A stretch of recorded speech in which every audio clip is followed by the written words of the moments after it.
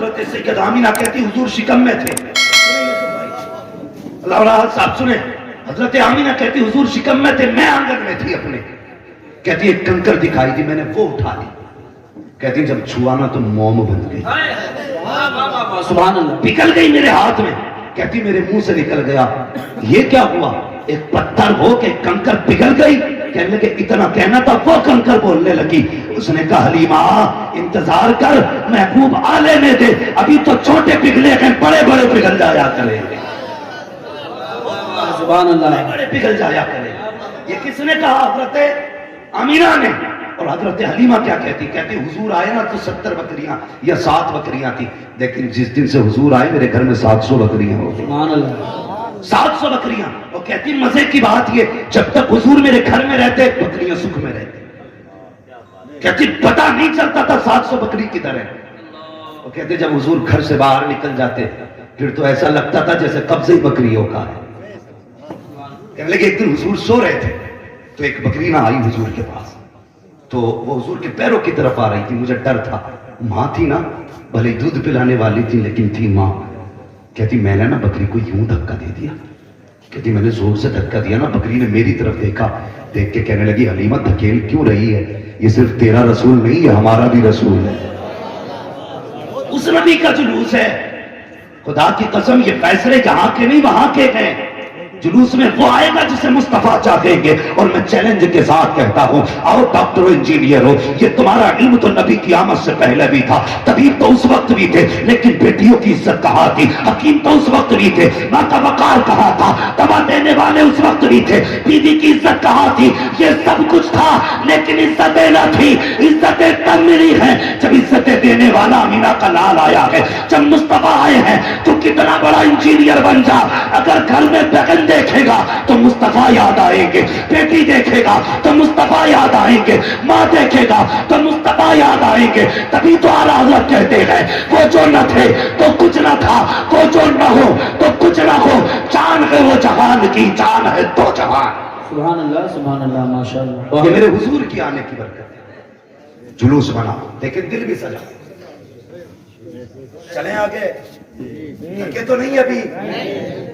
کل برات میں جانے کی فکر ہوگی, برات کہہ رہے چلی جائے گی. اللہ سلامت رکھے. بس سن لیں تھوڑی دیر. حضور آئے, آپ نے سارے لوگوں سے سنا ہو, اکثر امام حضرات بھی اس واقعے کو بیان کرتے ہیں کہ حضور نے اپنی امی حلیمہ سعدیہ کا صرف ایک طرف کا دودھ پیا, دوسری طرف کا بھائی کے لیے چھوڑ دیا. ہم اسی رسول کی امتی ہیں نا, جس نے ایک طرف کا پیا اور ایک طرف کا بھائی کے لیے چھوڑ دیا. ہمارے بھی پاس یہی انصاف ہے, بھائی کا آپ چھوڑتے ہیں, ان کے کھا جاتے ہیں. مجھے بتائیے, آج ابھی بات چل رہی تھی نا, بات میں بندوقیں نکل آتی ہیں. ڈاکٹر اقبال کی بات یاد رکھیے, نہ سنبھلو گے تو مٹ جاؤ گے ہندی مسلمانوں, تمہاری داستان تک نہ ہوگی داستانوں. ترگو, تم اپنے بہول چھیتر میں رہتے ہو نا, جہاں پہ تمہاری کثرت ہے, اس لیے ابھی تمہیں موسم کی پرواہی بچا دیے کہ پتہ نہیں ہے. کبھی اپنی حدوں سے باہر نکل کے دیکھو, جہاں ہم کم ہیں کتنی مصیبت سے زندگی گزار رہے ہیں, کیا حالات ہیں ہمارے.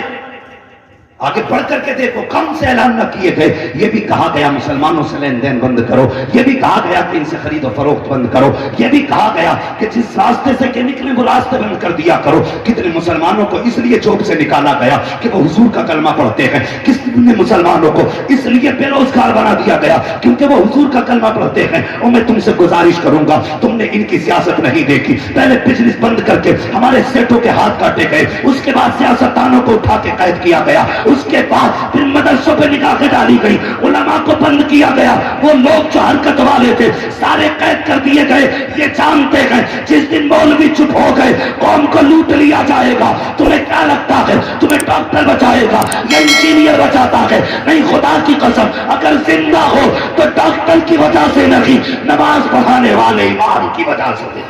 نعرہ تکبیر, نعرہ رسالت, نعرہ غوثیت, مسلک اعلیٰ حضرت علماء اہل سنت حضرت علامہ مفتی حماد رضا صاحب قبلہ. سبحان آئس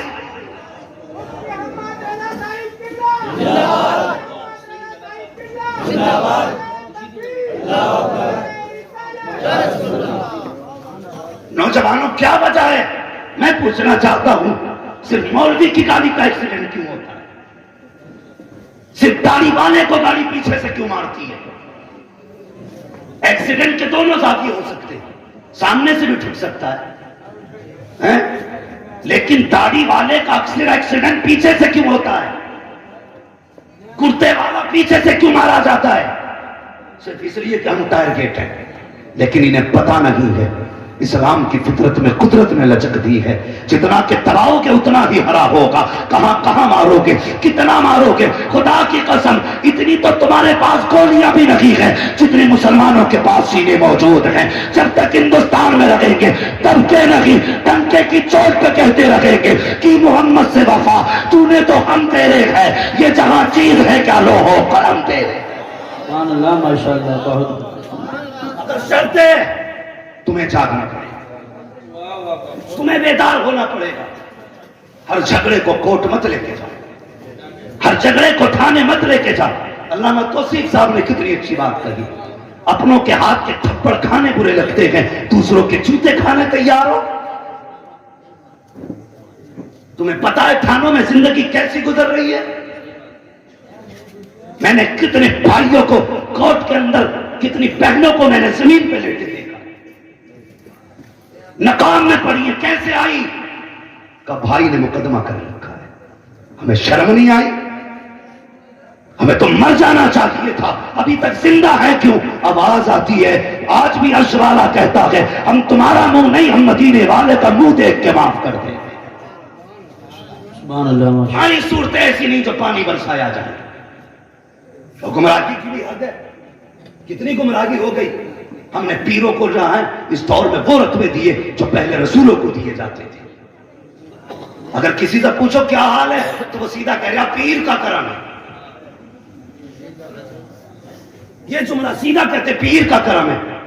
رب کہتا سن، زمین میں دانے کو میں نے حفاظت بخشی، ڈیلے زمین چیر کے میں نے نکالے، اس کو پتے میں نے دیے، ہوا سے جھولے میں نے جھلائے، شبنم سے منہ میں نے دھلایا، سورج سے طاقت میں نے دی، چاند سے خوبصورتی میں نے بخشی، ناچ کو میں نے ایک ایک دانے کے 70 میں نے بنائے۔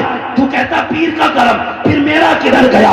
جب بھی کہا کرو خدا کو یاد رکھا کرو، اور یہ کہا کرو تو آپ پیر کی غیر کرم خدا کا ہو رہا۔ سبحان اللہ، ماشاءاللہ، ماشاءاللہ۔ کدھر جا رہے ہو؟ کوئی مسئلہ ہی نہیں۔ اگر موج آ گئی بزنس میں تو پھر میرے ہی کرم ہے، اور اگر پھنس گئے تو یا اللہ تو نہیں پھنسا دیا۔ بن موسم بارش ہو گئی، جیبیں نکل گئی کتنی، اور سب کہہ رہے تھے کیوں برسایا بے موسم۔ اور جب تو نے 10 سال سے آلو کھود کھود کے تجوری میں رکھا، ایک بار زکات اور عشر نہ دی، تب تجھے یاد نہیں آیا وہ خدا بھی ہے۔ علامہ توصیف کہہ رہے تھے گولیاں چلیں گی، میں کہتا ہوں چلیں گی، اور اس وقت تک چلیں گی جب تک روزی حلال نہیں کمائی جائے۔ صحیح بات ہے، صحیح بات ہے۔ یاد رکھیے جب تک پیسہ حرام کا ہوگا ایسے ہی گولیاں چلیں گی، اور کوئی نہیں روک سکتا۔ روکنا ہے تو رزق حلال تلاش کرو، کھیتیاں اچھی ہو رہی ہے تو عشر دیا کرو، آپ کے پاس پیسہ ہے تو زکات دیا کرو۔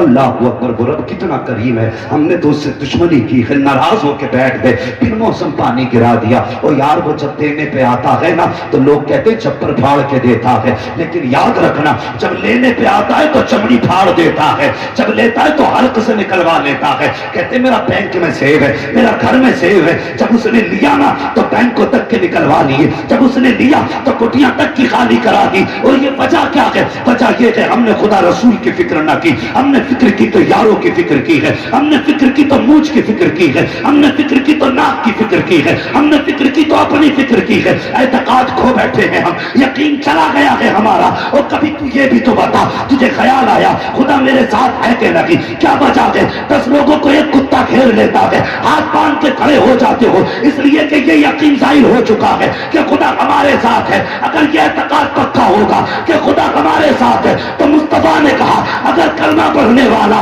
ایک ہوگا تو 10 پہ بھاری دکھائی۔ اللہ سبحان اللہ، ماشاءاللہ۔ ختم ہو گیا۔ اور سب سے پہلے یہ اعتقاد میرے حضور نے بخشا۔ کتنا پکا اعتقاد بخشا؟ اجازت ہو تو بتا دو، بری تو نہیں لگ رہی یہ بات؟ کڑوی ہے لیکن ہے سچی، یاد رکھنا۔ حضور کا